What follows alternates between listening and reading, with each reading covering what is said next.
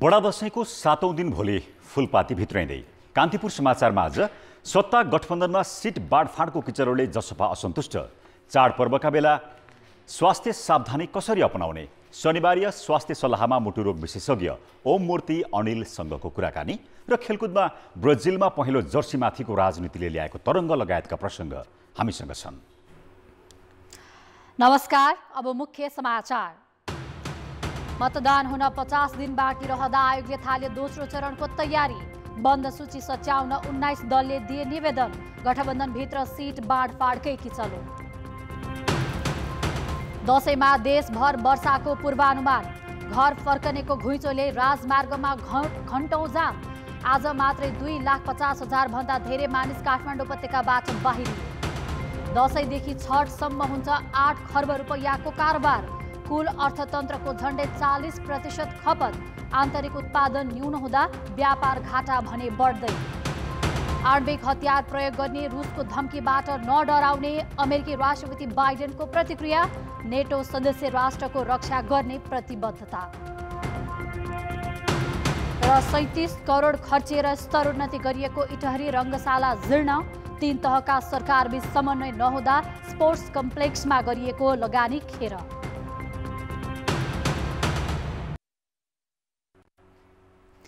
बडा दशैंको 6औं दिन आज कात्यायनीको पूजा आराधना गरिएको छ।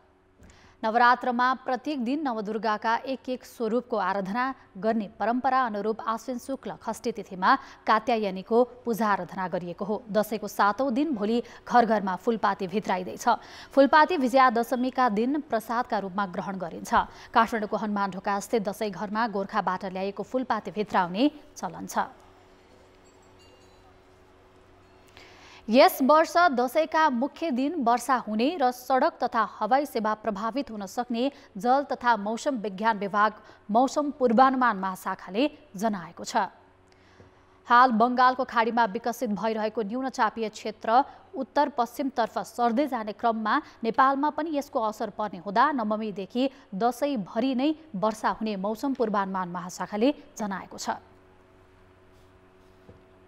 गण्डकी प्रदेश, त्यस्तै लुम्बिनी प्रदेश, त्यस्तै कर्णाली सुदूरपश्चिम प्रदेशका केही स्थानहरूमा चाहिँ धेरै भारी वर्षा पनि हुन सक्ने देखिन्छ। त्यस भएको हुनाले अलिकति यसलाई चाहिँ यो लास्ट दशैंको उसमा चाहिँ पूर्णिमासम्म चाहिँ नवमीदेखि पूर्णिमासम्म अलिकति चाहिँ देशभरिको चाहिँ मौसम चाहिँ बदली भएर धेरै स्थानमा चाहिँ वर्षा हुने र पश्चिमका क्षेत्रमा केही ठाउँमा चाहिँ बाढी पहिरो पनि हुन सक्ने देखिन्छ। त्यो नवमीका दिन प्रदेश 1, मधेस, बागमती र गण्डकी प्रदेशका केही जिल्ला र बाँकी प्रदेशका केही स्थानमा हल्कादेखि मध्यम वर्षाको सम्भावना रहेको महाशाखाले जनाएको छ। वर्षाको समय रहेकाले बाली समयमै भित्राउन समेत महाशाखाले किसानलाई आग्रह गरेको छ।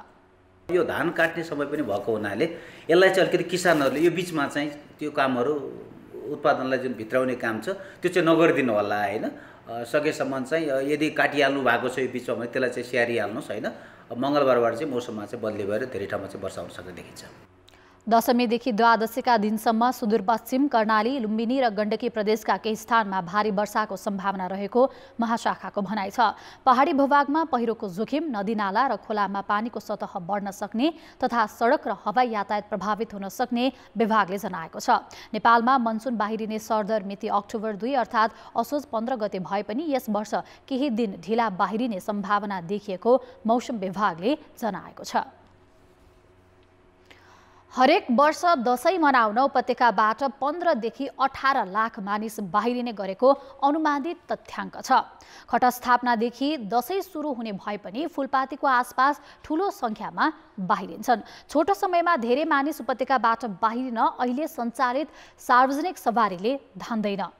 त्यही भएर कतिपय सवारी साधनले क्षमताभन्दा बढी यात्रु बोकिरहेका छन् त कति उपत्यका भित्रै चल्ने सवारी साधन लामो दूरीमा प्रयोग भइरहेका छन्। यतिखेर हामी काठमाडौँको गङ्गबु बस पार्कमा छौँ। दशैं सुरु भइसकेकाले घर जानेहरूको लाम छ। दशैं मनाउन जानेहरूले के कस्तो शास्ति बेहोरिरहेका छन्, टिकटको अवस्था के छ भनेर हामी तपाईलाई देखाउँदैछौँ। टिकटको चाहिँ एकदमै नाजुक नै छ। अब हिजो पनि जान खोजेको हैन, हिजो पनि क्यान्सल भयो। आज पनि अब जाने भनेकै अहिले पनि टिकट एकदमै नपाइरहेको अवस्था छ हैन। मैले टिकट काटेँ हैन, टिकट काट्दाखेरि मैले सिट नम्बर पाइनँ।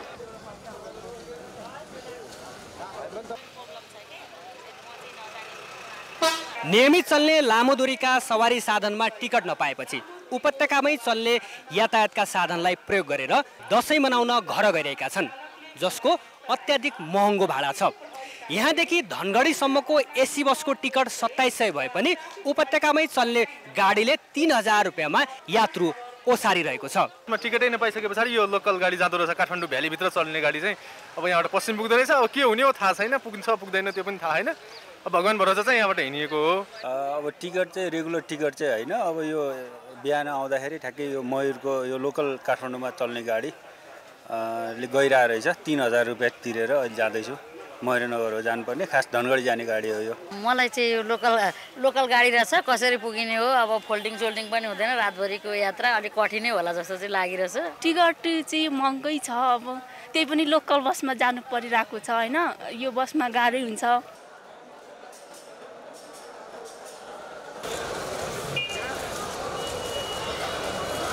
दसैँ मनाउन घर जानेहरू चोक चोकमा गाडीको प्रतीक्षामा छन्। ट्राफिक प्रहरीले दिएको जानकारी अनुसार शुक्रबारसम्म 3 लाखले उपत्यका छोडेका छन् भने शनिबार मात्रै 2 लाखले उपत्यका छोड्ने अनुमान गरिएको छ। कान्तिपुर समाचारका लागि क्यामेरामा सुरज खड्काका साथ भरत रावल, काठमाडौँ। दसैँ मनाउन राजधानी काठमाडौँबाट घर फर्किने यात्रुका कारण मुलुकभरका राजमार्गमा सवारी चाप बढेको छ। काठमाडौँबाट पृथ्वी राजमार्ग हुँदै पश्चिम क्षेत्र र बीपी राजमार्ग हुँदै पूर्वी क्षेत्र जाने सवारी साधनको जाँचमा प्रहरीले कडाई गरेको छ, तर पनि ठगिनु परेको यात्रुको गुनासो छ। दसैँ लागेसँगै काठमाडौँको थानकोट नाकाबाट मात्रै दैनिक हजारौं सवारी साधन बाहिरिएका छन्। जीर्ण राजमार्गमा यात्रु र सवारी चाप बढ्दा दुर्घटना हुन सक्ने भन्दै प्रहरीले टाइम कार्ड लागू गरेको छ। थानकोटबाट छुटेको समयलाई आधार मानेर प्रहरीले ठाउँ ठाउँमा जाँच गरिरहेको छ।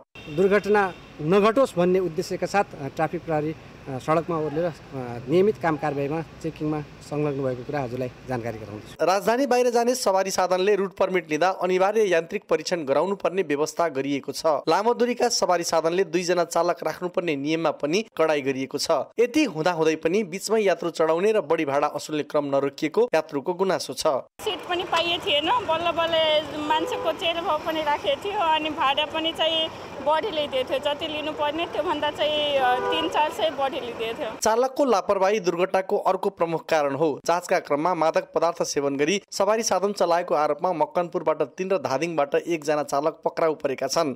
लागु पदार्थ सेवन गरेका छ छैन भन्ने कुरा चेक गर्नको लागि हामीहरूले केही संख्यामा किटहरू व्यवस्था गरेर उहाँहरूको चाहिँ युरिन टेस्ट गरेर तत्काल रिपोर्ट आउने गरी चेक गरेका छौँ। नेगेटिभ आएकोलाई पठाइन्छ, पोजिटिभ आयो भने उक्त चालकलाई नियन्त्रणमा ल्याएर यात्रुहरूलाई अर्को चालक मार्फत पठाउने र उहाँलाई चाहिँ कानुनअनुसार अब कारबाही जरिमाना गर्ने व्यवस्था गरेका छौँ। राजमार्गमा प्रहरीले रात्रिकालीन गस्ती बढाएको छ भने ठाउँ अनुसार सवारी साधनमै हतियार सहितका सुरक्षाकर्मी राख्न थालिएको छ। कान्तिपुर समाचारका लागि धादिङबाट पोषनाथ अधिकारी, काभ्रेबाट रमा दाहाल र क्यामेरामा सुजन पुडासाइनेका साथ बालकृष्ण अधिकारी, हेटौँडा, मकवानपुर।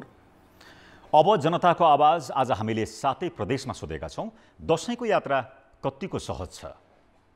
जनताको आवाज। अरू बेला अब खाली जस्तै हुन्छ, अहिले अब पुरै खुट्टा टेक्ने ठाउँ छैन, एकदमै गाह्रो हुँदो रहेछ चाडबाडमा हिँड्नु। भाडा चाहिँ डबल र त्रिबल लिने। रोड खाली नै थियो, जस पहिलाकोदेखि चाहिँ धेरै सुधार भएकै महसुस चाहिँ भयो। भिडभाड बढी छ, खाल्टाखुल्टी छ यो बाटोमा।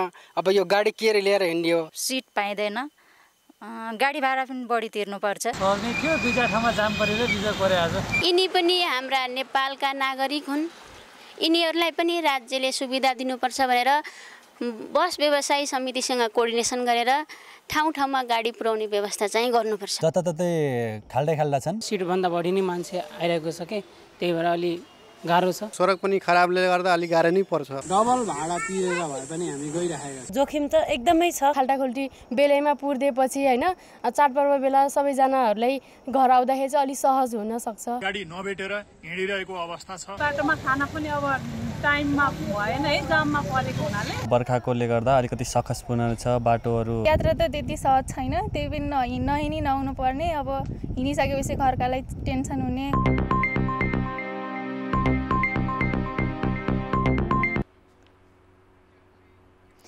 ब्रेकपछि पुनः स्वागत छ। प्रदेश तथा प्रतिनिधि सभाको चुनाव हुन 50 दिन मात्रै बाँकी रहँदा निर्वाचन आयोगले पहिलो चरणको तयारी पूरा गरेको छ। आजदेखि दोस्रो चरणको काम सुरु भएको आयोगले जनाएको छ। निर्वाचन आयोगले आजबाट 165 निर्वाचन क्षेत्र र 77 जिल्लामा निर्वाचन कार्यालय स्थापनाको काम थालेको हो। मुख्य र निर्वाचन अधिकृतको कार्यालय स्थापना भएसँगै आगामी असोज 23 गते प्रतिनिधि सभा तथा प्रदेश सभाको प्रत्यक्ष उम्मेद्वारको मनोनयन दर्ता सुरु हुनेछ। 26 मा प्रत्यक्षतर्फको अन्तिम नामावली प्रकाशन गरिनेछ। समानुपातिक तर्फको मतपत्र 27 गतेबाट जिल्लामा पठाउने तयारी छ। आयोगले दशैं सकिएको 1 हप्ताभित्रै निर्वाचन सामग्री जिल्लामा पठाउनेछ। यसैबीच निर्वाचन आयोगमा 19 वटा राजनैतिक दलले प्रतिनिधि सभातर्फ समानुपातिक उम्मेद्वार बन्द सूचीको नामावलीमा केही संशोधन गरेका छन्। आज निर्वाचन आयोगमा नेकपा एमाले, नेपाली कांग्रेस, माओवादी केन्द्र, एकीकृत समाजवादी, जसपा सहित लोसपाले बन्द सूचीमा हेरफेर गरेका हुन्। मंसिर 4 गते हुने एकै चरणको चुनावका लागि 107 दिनको समय पाएको निर्वाचन आयोगले समानुपातिकको बन्द सूची बुझ्नेदेखि मतपत्र छाप्ने काम थालिसकेको छ। अब 50 दिन मात्रै बाँकी रहँदा आयोगले अहिले के काम गर्यो त? मंसिर 4 गते हुने निर्वाचनका लागि निर्वाचन आयोगले समानुपातिक उम्मेद्वारको बन्द सूची सच्याउन दलहरूलाई समय दिइसकेको छ। 16 गते भित्र दलहरूले अन्तिम सूची पेश गर्नै पर्नेछ। आगामी निर्वाचनमा 1,79,88,000 मतदाताले मताधिकार प्रयोग गर्न पाउनेछन्। आयोगले 10,891 मतदान स्थलमा 22,226 मतदान केन्द्र निर्धारण गरेको छ। सम्बन्धित जिल्लालाई नै 15 प्रकारको सामग्री किन्न दिइएको छ। अन्य सामग्री पनि धमाधम आउँदैछन्। आउने क्रममा छ। दशैं पछाडिसम्ममा सामानहरू धेरैजसो सामानहरू आइसक्छन्। त्यसपछि ती सामानहरू अनि ढुवानीको क्रम सुरु हुन्छ। प्रदेश सभातर्फका समानुपातिकका लागि चाहिने 2,01,00,000 मतपत्र तयार भइसकेका छन्। प्रतिनिधि सभाको समानुपातिक तर्फको 1,50,00,000 मतपत्र छापिएको छ। दशैं अगाडि करिब समानुपातिक तर्फको सबै मतपत्र छापिसक्छ। निर्वाचन आयोगले आचार संहिता लागू गरिसकेको छ। निर्वाचन अनुगमनका लागि 34 राष्ट्रिय र 2 वटा अन्तर्राष्ट्रिय संस्थालाई अनुमति दिइएको छ। मुख्य र निर्वाचन अधिकृत नियुक्ति भइसकेका छन्। मतदाता प्रभावित नहुन् भनेर निर्वाचन आयोगले भूमि आयोगलाई सुकुम्बासीलाई लाल पूर्जा वितरणमा रोक लगाइसकेको छ। गण्डकी प्रदेशमा सांसद विकास कोष मार्फत दिइएको पैसा रोकेर स्पष्टीकरण नै माग्यो। तर निर्वाचन कार्यतालिका देखाएर प्रतिनिधि सभाको कार्यकाल नै तोक्ने प्रयास भएपछि निर्वाचन आयोग नै विवादमा मुछियो। कान्तिपुर समाचारका लागि क्यामेरामा सुरज खड्काका साथ दीपक आचार्य, काठमाडौँ। निर्वाचन आयोगले चुनावको तयारी तीव्र बनाइरहेका बेला राजनैतिक दलहरूको सक्रियता पनि बढेको छ। यसै सन्दर्भमा मध्य प्रदेशमा भइरहेको चुनावी तयारीका विषयमा जानकारी दिन जनकपुर सहकर्मी अनिल मिश्र हाम्रो प्रत्यक्ष सम्पर्कमा जोडिएका छन्। अनिलजी, मध्य प्रदेशका राजनैतिक दलले चुनावको तयारी कसरी अघि बढाएका छन्? निश्चित रूपमा प्रवीणजी, यस अघि नै टिकट सिफारिसका विषयमा निर्वाचन पार्टीका क्षेत्रीय कमिटीदेखि लिएर चाहिँ जिल्ला कमिटीहरूले यसअघि नै उम्मेदवारहरूको नाम सिफारिस गरिसकेको छ र खासमा यो मध्य प्रदेश 8 जिल्ला रहेको र यो भारतीय भूमिसँग चाहिँ सिमानासँग जोडिएको 8 जिल्ला रहेको छ। यो जिल्लामा चाहिँ 32 वटा प्रतिनिधि, मध्य प्रदेशमा 32 वटा प्रतिनिधि सभा र 64 वटा प्रदेश सभाको चाहिँ निर्वाचन क्षेत्र रहेको छ। त्यसरी नै यो ठाउँमा चाहिँ 33,86,000 भन्दा बढी मतदाता सहभागी हुनेछन्। यो मतदाता संख्या स्थानीय प्रतिनिधि सभाको स्थानीय तहको निर्वाचन भन्दा 37,000 यसपालि चाहिँ बढी मतदाता सहभागी हुनेछन्, जुन 5 वर्षका लागि आफ्ना चाहिँ जनप्रतिनिधि रोज्नेछन्। र समग्रमा भन्दाखेरि यसले दशैंको माहौल भए पनि आन्तरिक रूपमा राजनीतिक दलहरूले चाहिँ गाउँ-गाउँमै गएर आफ्ना कार्यकर्ताहरूसँग भेट्ने, उम्मेदवारहरू पनि आन्तरिक तयारीमा चाहिँ रहेको अवस्था रहेको छ। प्रवीणजी, चुनावमा हुने गठबन्धनका विषयमा दल र मतदाताको बुझाइ कस्तो छ मध्य प्रदेशमा? निश्चित रूपमा एउटा चाहिँ गम्भीर यो विषय हो। जसरी नै यो गठबन्धनका दलहरू बीच आन्तरिक सहमति हुन सकेको छैन या जसपामा यो गठबन्धनभन्दा बाहिरिन चाहिँ सङ्केतहरू गरिरहेको छ। यसले गर्दाखेरि गठबन्धन एक प्रकारले गठबन्धनभित्र को उम्मेदवार हुनु पनि अलिसम्म चाहिँ अन्यल छ र मतदाताहरूमा मतदाताहरूमा पनि हाम्रा क्षेत्रमा हाम्रा चाहिँ प्रतिनिधि सभाका लागि प्रदेश सभाका लागि को उम्मेदवार हुने हो उहाँहरूको आकलन छ। अब फलाना सम्भावित उम्मेदवारहरूको चर्चा पनि छ र यो उम्मेदवारहरू चाहिँ मनोनयन पत्र दर्ता गरिसकेपछि उम्मेदवारहरूको निश्चित यो क्षेत्रबाट नै लड्ने भएपछि केही भन्न सकिन्छ र एउटा चासो सर्वत्र चासोको विषय हो। यसपालि हाम्रा क्षेत्रबाट को उठ्ने हो प्रतिनिधि सभाका लागि प्रदेश सभाका लागि यो सबै चासोको विषय र त्यसरी नै चाहिँ राजनीतिक दलहरूबीच जुन उम्मेदवार आकांक्षीहरू छन् आकांक्षीहरू पनि टिकट दौडधुपका लागि चाहिँ लागिरहेको अवस्था छ। प्रवीण अनिलजी, अन्त्यमा अब यो निर्वाचन आयोगले आजदेखि निर्वाचन कार्यालय स्थापना गरेर दोस्रो चरणको तयारी पनि सुरु भएको जनाएको छ। यसबारेमा पनि थोरै बताइदिनुहोस् न। निश्चित रूपमा प्रवीणजी असोज 11 गते नै मुख्य निर्वाचन अधिकारीहरूको नियुक्ति भइसकेपछि तालिम पनि भइसकेको छ, कार्यालय पनि स्थापना भइसकेको छ र यो सँगै अब चाहिँ कर्मचारीहरू मतदान निर्वाचनका लागि खटाइने कर्मचारी स्थानीय तहको निर्वाचन भन्दा यसपालि प्रतिनिधि र प्रदेश सभाको निर्वाचनमा कर्मचारीको सङ्ख्या खटाइने कर्मचारीहरूको सङ्ख्या अधिक रहनेछ। जस्तो कि 500 भन्दा अधिक मतदाता सहभागी हुने ठाउँमा चाहिँ 4 जना स्वयंसेवक सहित 12 जना, 500 सम्ममा 11 जना र 250 भन्दा बढी 250 भन्दा थोरै अस्थायी केन्द्रका लागि चाहिँ 5 जना चाहिँ खटाइनेछ र यो ठाउँमा एक प्रकारले भन्यो हो भने अब निर्वाचनको मुख्य निर्वाचन अधिकृतको कार्यालय स्थापना भइसकेपछि चुनावी माहौल बिस्तारै हुँदै गएको छ र कर्मचारीहरू पनि यसमा खटाइने अध्यापकहरूको चाहिँ आन्तरिक तयारी भइरहेको अवस्था रहेको छ। हुन्छ अनिलजी, धन्यवाद जानकारीका लागि। उनी थिए जनकपुर सहकर्मी अनिल मिश्र।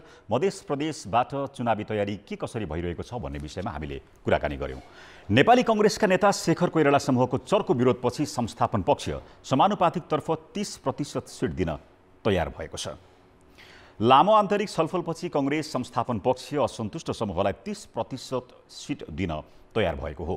कांग्रेसले निर्वाचन आयोगमा बन्द सूची संशोधन सहित आइतबार बुझाउने तयारी गरेको छ। असन्तुष्ट समूहले 40% सिट हाबी दाबी गर्दै आएको छ।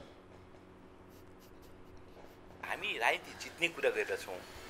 राजनीति जित्ने कुरा गर्दै गर्दा त पार्टीका पुराना साथीहरू, दुःख पाएका साथीहरू, त्याग गरेका, तपस्या गरेका, समर्पण गरेका, यो पार्टी निर्माण गर्नमा अथक दिनरात आफ्नो भूमिका निर्वाह गरेका मान्छेहरूले अहिले पनि उपेक्षित हुनु पर्यो।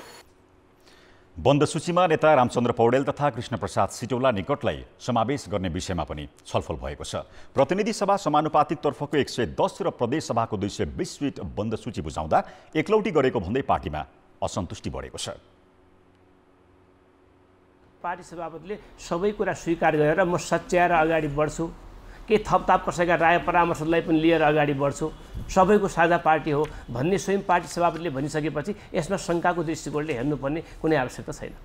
कांग्रेसको किचलो मिलाउन गठबन्धन दल माओवादी केन्द्र र एकीकृत समाजवादीले समेत प्रधानमन्त्री शेरबहादुर देउवालाई दबाब दिँदै आएका छन्।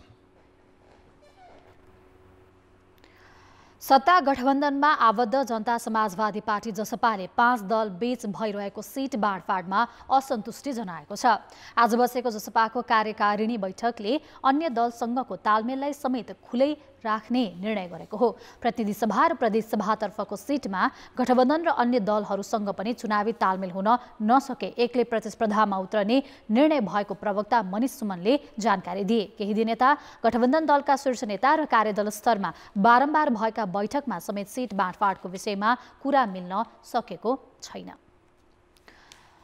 मङ्सिर 4 गते हुने मतदानबाट जनमत आफ्नो पक्षमा पार्न राजनैतिक दल र आकांक्षी उम्मेद्वारहरूले तयारी तीव्र पारेका छन्। सत्तारूढ 5 दल र नेकपा एमाले सहितको चुनावी समीकरण 2 ध्रुवमा छ। सत्ता घटक 5 दलले प्रतिनिधि सभामा प्रत्यक्षतर्फ 165 र प्रदेश सभामा 330 निर्वाचन क्षेत्रको सिट बाँडफाँड टुङ्गो लगाउन कार्यदल नै बनाएको 1.5 महिना भइसक्यो, तर अझै पनि सहमति भइसकेको छैन। चुनाव जित्न मात्रै अघि सारिएको गठबन्धनमा निर्वाचनपछि आफू कसरी बलियो बन्ने भनेर दाउपेच चलिरहेकै छ। कांग्रेसले प्रतिनिधि सभाका झण्डै 87 सिट पाउने मोटामोटी सहमति जुटेको छ। प्रदेश सभामा पनि उसकै हिस्सा बलियो हुनेछ, तर अन्तरसङ्घर्ष व्यवस्थापन उसको चुनौती हो। कांग्रेसमा फरक विचारका कारणले कसैको पनि राजनीति जोखिममा पर्दैन। यो नै प्रजातन्त्र र कांग्रेसको मूल चरित्र र गुण हो र यसैले हामीलाई अरू पार्टीभन्दा अलि फरक पार्टीको रूपमा पनि राखेको छ। सत्ता सहयात्री दलहरू माओवादी केन्द्र र एकीकृत समाजवादीले चुनाव घोषणा भएदेखि अहिलेसम्म गरेको क्रियाकलाप पनि काङ्ग्रेससँगै मिल्दाजुल्दा छन्। चुनावबाट बढी सिट जित्ने माओवादीको दाउ र शक्ति आर्जन गर्ने एकीकृत समाजवादीको रणनीति गठबन्धनको वरिपरि घुमेको छ। चुनाव अघि नै पार्टी एकता गरेर दबाव बढाउने र संयुक्त घोषणापत्र बनाउने यी दुई दलको चाहना भने पूरा हुने देखिएन। पार्टी एकता संयोजन समिति बनाउने कुरो पनि चलिरहेको, यद्यपि त्यो अझै सम्भावना अझै पनि सकिएको छैन। तर अब अहिले खास गरी यो बाँडफाँडमा सिट बाँडफाँड बढी केन्द्रित हुनु पर्यो भने त्यो फाइनल भइसकेपछि हुन पनि सक्छ। नेकपा माओवादीसँगको एकताको कुरा पनि एकपटक प्रसङ्ग निस्किएको थियो र त्यो कुनै पनि राजनीतिक पार्टीहरूसँग एकता गर्ने कुराहरू, अझै कम्युनिस्ट पार्टीहरूको बिचमा एकता गर्ने कुराहरू एकदम सुखद पनि हो। 2074 सालको प्रतिनिधि सभा तथा प्रदेश सभा चुनावबाट पहिलो दल बनेको नेकपा एमाले भने अहिलेको गठबन्धनको चेपुवामा परेको छ। गठबन्धन टुटाउने प्रयास सफल नदेखेपछि एमाले अरू दलका असन्तुष्ट पक्षलाई साथमा लिनेर लोकतान्त्रिक समाजवादी पार्टी तथा राष्ट्रिय प्रजातन्त्र पार्टी सहितका दलसँग ठाउँ अनुसार तालमेल गर्ने रणनीतिमा छ। घोषणापत्र करिब करिब अन्तिम चरण पुर्याइसकेका छौँ। उम्मेदवार चयनका लागि तल्ला तहबाट आइसक्यो। समानुपातिकको उम्मेदवार हामीले हिजो बेलुका लगभग अन्तिम भइसक्यो। प्रत्यक्षतर्फको पनि लामो छलफलपछि सायद सचिवालयले टुङ्गो लगाएको छ। सरकारले साउन 19 गते निर्वाचनको घोषणा गरेको थियो। प्रशिक्षण भेला र चुनावी प्रचारका कार्य भने तीव्र पारेका दलहरूले उम्मेद्वार छनौट र घोषणापत्र ल्याएर मतदाताको ध्यान तान्न खोज्दैछन्। कान्तिपुर समाचारका लागि पोखराबाट भूपाल गुरुङ र क्यामेरामा विकास जोशीका साथ बाबुराम तिमिलसिना, काठमाडौँ। अब पालो शनिबारको स्वास्थ्य सल्लाहको। दशैं लागिसकेको छ। दशैं भन्न साथै खानपान सबैभन्दा अगाडि आउँछ, साथमा रमाइलो पनि गरिन्छ। यो बेला गरेको लापरवाहीले स्वास्थ्यमा समस्या निम्तन सक्छ भन्नेमा चाहिँ हामी कमै ख्याल गर्छौँ। त्यसैले चाडबाडका बेलामा कस्ता कुरामा ध्यान दिनुपर्छ भन्ने विषयमा मुटुरोग विशेषज्ञ डाक्टर ओम मूर्ति अनिलसँग सहकर्मी कृपाल गौतमले कुराकानी गरेका छन्। सबभन्दा पहिला व्यक्तिले औषधि चाहिँ खान बिर्सिन्छ यो पर्व त्यौहारको बेलामा। दोस्रो, तपाईँ यात्रा गरिरहनु भएको छ, तपाईँ आफ्नो गाउँको घर गइरहनु भएको छ, तपाईँ औषधि लान बिर्सिनुहुन्छ, किन्न पाउनुहुन्न औषधि। र त्यो कारणले के हुन्छ भने धेरै व्यक्तिहरूले औषधि नियमित खानुपर्ने मुटुको, प्रेसरको, सुगरको, किडनीको औषधि मान्छे ब्रेक गर्छन्, जसले गर्दा एउटा थप स्वास्थ्य जटिलता हुन्छ। अर्को महत्त्वपूर्ण कुरा के छ भने चाडपर्वको बेलामा कसैलाई छाती दुख्यो, अप्ठ्यारो भयो, अब घरमा पर्वको माहौल छ, सबैजना जम्मा भएको छन्, हस्पिटल जान कोही खोज्दैन, हस्पिटल ढिलो जान्छन्, अब घरमै उपचार गर्न खोज्छन्, मान्छे माहौलमा जान खोज्दैन, अनि साँच्चीकै हार्ट एट्याक भएको छ भने त्यो व्यक्तिलाई ठुलो स्वास्थ्य समस्या आउन सक्छ, कुनै पनि समस्या। त्यसैले चाडपर्वमा झन् हामी बढी सतर्क हुनु पर्यो। अलिकति पनि स्वास्थ्य समस्या छ भने तपाईँ तुरुन्त हस्पिटल गएर यो नसोच्नुहोस् कि मेरो परिवारमा यति मानिसहरू आएका छन्, रमाइलो भइरहेछ, म हस्पिटल जाने, त्यो नसोच्नुहोस्। र त्यस्तो बेलामा परिवारको सदस्यले पनि इन्करेज गर्नुपर्छ, अलिक गुलियो, चिल्लो, नुनिलो अलिक कम गरिदियौँ, अलिक मांसाहारी खानेकुराको प्रयोग अलिक कम गरिदियौँ, कोल्ड ड्रिङ्क्सहरू यस्तो कुराहरू खाएनौँ र विशेष गरेर अल्कोहलको मात्रा घटायौँ भने बाँकी सबै कुरा फ्यामिलीसँग बसेर इन्जोय गर्दाखेरि केही बिग्रिँदैन। तर सँगसँगै हामीले यो बुझ्नुपर्छ कि मेरो हेल्थको अवस्था के छ, अहिले मैले मेरो ब्लड प्रेसर, सुगर, कोलेस्ट्रोल के छ, म मुटु रोगी हुँ या मृगौला रोगी हुँ, त्यो सँगसँगै मेरो खानाको प्याटर्न के हुनुपर्छ, मेरो व्यायाम नियमित हुनुपर्छ, यो आफ्नो दैनिक दिनचर्यालाई मेन्टेन गर्दै समयमा सुत्ने, समयमा उठ्ने, औषधि नियमित खाने, अनि खानामा पनि यसो अलिकति रमाइलो गर्न छुट हुन्छ।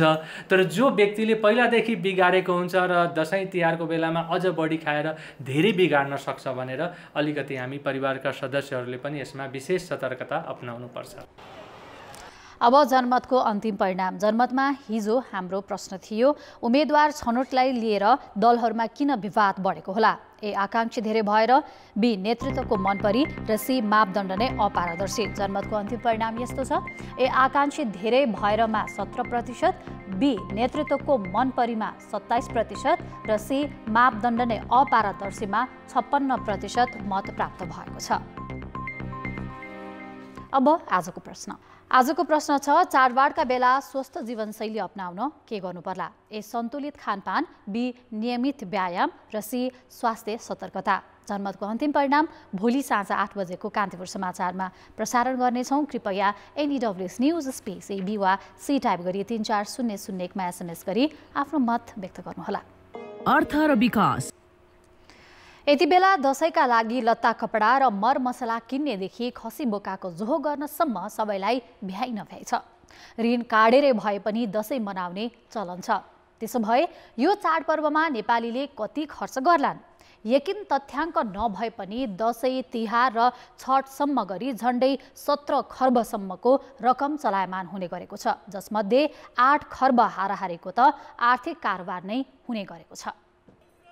देशैभरका उपभोक्ता यतिखेर दशैंको किनमेलमा व्यस्त छन्। लत्ता कपडा तथा दशैंमा मरमसला किन्नेको अहिले बजारमा भिड छ। सडकदेखि सपिङ मलसम्मै व्यापारीलाई भ्याइ नभ्याइ छ। रोजै राम्रो सामान सस्तोमा छ, किनभने सायद अब कस्टमरसँग पैसा कम खर्च गर्ने भएर नै होला हैन। सामान चाहिँ राम्रो खोजेको छ तर पैसा चाहिँ सस्तो चाहिएको छ। खसी बोका र च्याङ्ग्रा बिक्रीका लागि राखिएका स्थानमा पनि उपभोक्ताले आफ्नो गच्छे अनुसार चौपाया खरिद गरिरहेका छन्। खसी बोका, च्याङ्ग्रा, राँगा, बङ्गुरदेखि हाँस कुखुराको खपत पनि दशैंमै निकै हुने गरेको छ, जसले गर्दा चाडपर्वको समयमा सहरदेखि गाउँसम्मकै अर्थतन्त्र चलायमान हुने गरेको छ। यस समयमा हुने कुल नगद कारोबारमध्ये 2 खर्बको आयात हुने गरेको छ। जोगबनीबाट औसतमा दिनको 5 करोड रुपियाँको कारोबार चाहिँ मान्छे गए हैन। कसैले चिनी ल्याए, कसैले लुङ्गी ल्याए, कसैले जिरा मरिच ल्याए हैन, कसैले तन्दा ल्याए गरेर एक दिनको 5 करोड नेपाली रुपियाँ बराबरको चाहिँ पारीबाट आउँदो रहेछ। दशैं मनाउन हरेक वर्ष करिब 15 लाखदेखि 18 लाख यात्रुले काठमाडौँ उपत्यका छाड्ने गरेको तथ्याङ्क छ। ठूलो संख्यामा सवारी उपत्यकाबाट बाहिरिने हुँदा पेट्रोलियम पदार्थको खपत पनि बढी हुने गरेको छ। 48 खर्बको हाम्रो अर्थतन्त्रमा दशैं, तिहारदेखि छठसम्म 30 देखि 40% खपत हुन्छ। चाडपर्वमा खपत बढ्ने भए पनि आन्तरिक उत्पादन नभएका कारण व्यापार घाटा बढ्दै गएको छ। चाडबाडले पनि आयात नै बढाउँछ, फेरि डलरको मूल्य बढिराखेको छ। हिजोभन्दा त्यही सामान लिनलाई धेरै तिर्नुपर्ने भएर आएको छ। नेपाल राष्ट्र ब्याङ्कले दशैंका लागि मात्रै 16 अर्ब रुपियाँभन्दा बढी नयाँ नोट सटाइ गरेको छ। नेपाली अर्थतन्त्र उपभोगमा आधारित छ। केन्द्रीय तथ्याङ्क विभागका अनुसार गत आर्थिक वर्षमा मात्र 23 खर्ब रुपियाँ उपभोगमा खर्च भएको थियो। यो आर्थिक वर्षमा 7% मूल्य वृद्धि भएकाले यस वर्ष उपभोगमा 24 खर्ब खपत हुने देखिन्छ। यस वर्ष डलरसँगै समग्र वस्तु तथा सेवाको मूल्य वृद्धि भएकाले गत वर्षकै जति वस्तु तथा सेवा प्राप्त गर्न अतिरिक्त 8 देखि 10% रकम खर्च गर्नुपर्ने भएको छ। अघिल्लो वर्षका दशैंमा कोरोना महामारीका कारण व्यापार व्यवसायमा सङ्कुचन आएको थियो, तर यो पटक कोरोना महामारी मत्थर भएको हुँदा व्यापार व्यवसाय फस्टाएको व्यवसायीले बताएका छन्। कान्तिपुर समाचारका लागि क्यामेरामा मुरारी घिमिरेका साथ सुमन पन्थ, काठमाडौँ। ब्रेकपछि पुनः स्वागत छ। ललितपुरको खोकनामा मनाइने धार्मिक तथा तान्त्रिक महत्त्वको सिकाली जात्रा सुरु भएको छ। यहाँका स्थानीयले दशैंमा टीका र जमरा लगाउँदैनन्। सिकाली जात्रालाई नै दशैंको रूपमा मनाइने प्रचलन छ। दायाँ बायाँ सहयोगी अनि एक हातमा खड्ग खोकनाका 69 वर्षे सूर्यबहादुर महर्जन बाराई देवीको मुकुन्द लगाएर नाच्न थाले। वृद्ध उमेरमा पनि उनी 1 फिट उफ्रँदै नाचिरहेका थिए। उनले यसरी नाच्न थालेको 20 वर्ष भयो। मुकुन्द सहितको नाचमा दैवी शक्ति प्राप्त हुने भएकाले गाह्रो नहुने महर्जनको भनाइ छ। तपाईँ शक्ति हुन्छ होला? हुन्छ, अब त्यो थाहा नै हुँदैन के हुन्छ कसो हुन्छ भनेर थाहा हुँदैन।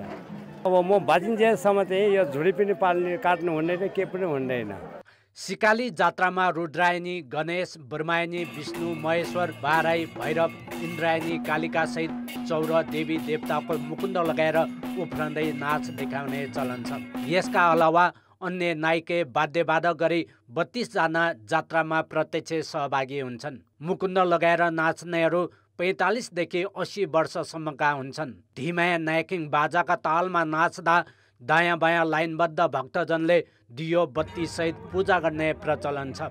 सिकाली जात्रामा देवगणहरू जीवनभर नाच्नुपर्ने र नसक्दा पनि जिम्मेवारी अरूलाई दिन नहुने मान्यताकै कारण 80 वर्ष काटेका समेत सहभागी हुन्छन्। सिकाली चौरमा हुने यज्ञलाई दक्ष प्रजापतिको अश्वमेघ यज्ञका रूपमा लिइने हुनाले सिकाली जात्राको ठुलो महत्त्व रहेको पुजारीहरू बताउँछन्।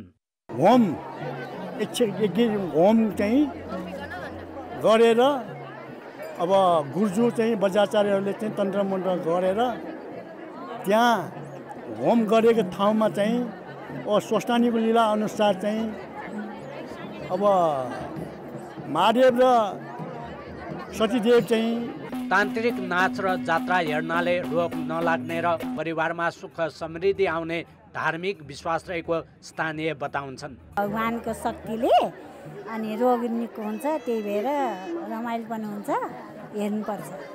हरेक वर्ष आश्विन शुक्ल तृतीयादेखि फुलपातीसम्म मनाइने सिकाली जात्राका देवगण खोकना सहर परिक्रमा गर्ने र स्थानीयले दर्शन तथा पूजा गर्ने प्रचलन छ। खोकनाको छुट्टै पहिचान बोकेको सिकाली जात्रा देवी देवताहरू नाच्दै उफ्रँदै हर्ष उल्लासका साथ मनाएका छन्। कान्तिपुर समाचारका लागि क्यामेरामा सञ्जय लिटेलका साथ नारायण किलम्बु, ललितपुर। खेलकुद समाचार। कान्तिपुर खेलकुद समाचारमा स्वागत छ। 7औं राष्ट्रिय खेलकुदको सफल आयोजनापछि इटहरी रङ्गशालालाई स्पोर्ट्स कम्प्लेक्समा परिणत गर्न राष्ट्रिय खेलकुद परिषदले 37 करोड रुपैयाँ भन्दा बढी लगानी गर्यो। तर अहिले सम्बन्धित निकायको व्यवस्थाले रङ्गशालाको लगानी बालुवामा पानी सरह भएको छ। गुमनाम रहेको इटरी रङ्गशालाले 7औं राष्ट्रिय खेलकुद प्रतियोगिताका बेला नयाँ स्वरूप पायो। प्रतियोगिताको सफल आयोजनापछि खेलकुद परिषदले 37 करोड रुपैयाँ भन्दा बढी लगानी पनि गर्यो। तर संरक्षणमा तिनै तहका सरकारबीच समन्वय नहुँदा रङ्गशाला जीर्ण बन्ने अवस्थामा पुगेको छ। केही सङ्घ संस्थाले सरसफाई गरेर प्रतियोगिता आयोजना गरे पनि पर्याप्त छैन। बनेका संरचनाहरू पनि अब जीर्णोद्धारमा परिणत हुने अवस्था छ। अब यो घाँस पलाएको छ, फोहोर छ हैन, यसलाई चाहिँ के सञ्चालनको कुनै कार्यविधि बनाएको छैन। सञ्चालन कसले गर्ने हो त्यो चाहिँ तोकिएको छैन। यो कसको सम्पत्ति हो भन्ने कुराको चाहिँ खेलकुदमै लागेका मान्छेलाई पनि थाहा छैन हैन।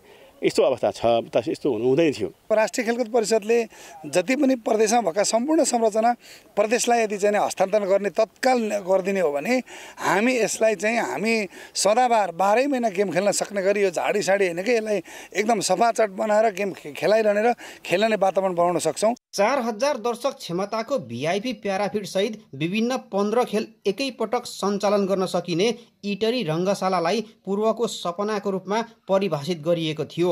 9औं राष्ट्रिय खेलकुदका लागि पोखरा रङ्गशाला झकिझकाउ हुँदा 7औं राष्ट्रिय खेलकुद प्रतियोगिताको मुख्य हब इटरी रङ्गशाला भने संरक्षणको पर्खाइमा छ। यहाँ वर्षैनी घाँस फलाइरहेको हुन्छ, पानी जम्मा भइरहेको हुन्छ, यसको निकास छैन, यसको संरक्षण छैन, यसको बजेट छैन।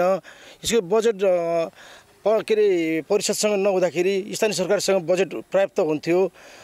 त्यो बजेटले हामीले आफ्नो ठाउँमा केही विकास गर्थ्यौँ, केही सरसफाई गर्थ्यौँ, राम्रो देखाउँथ्यौँ।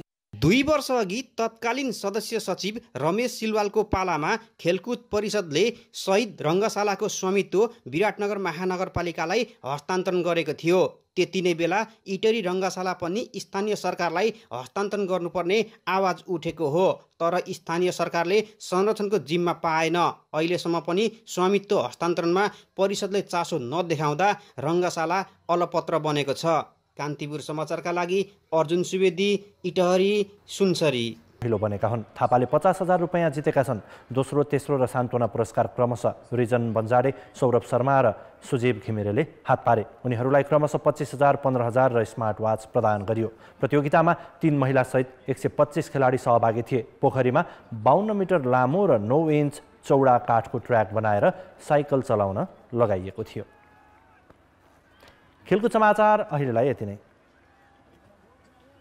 अब मौसम सम्बन्धी जानकारी।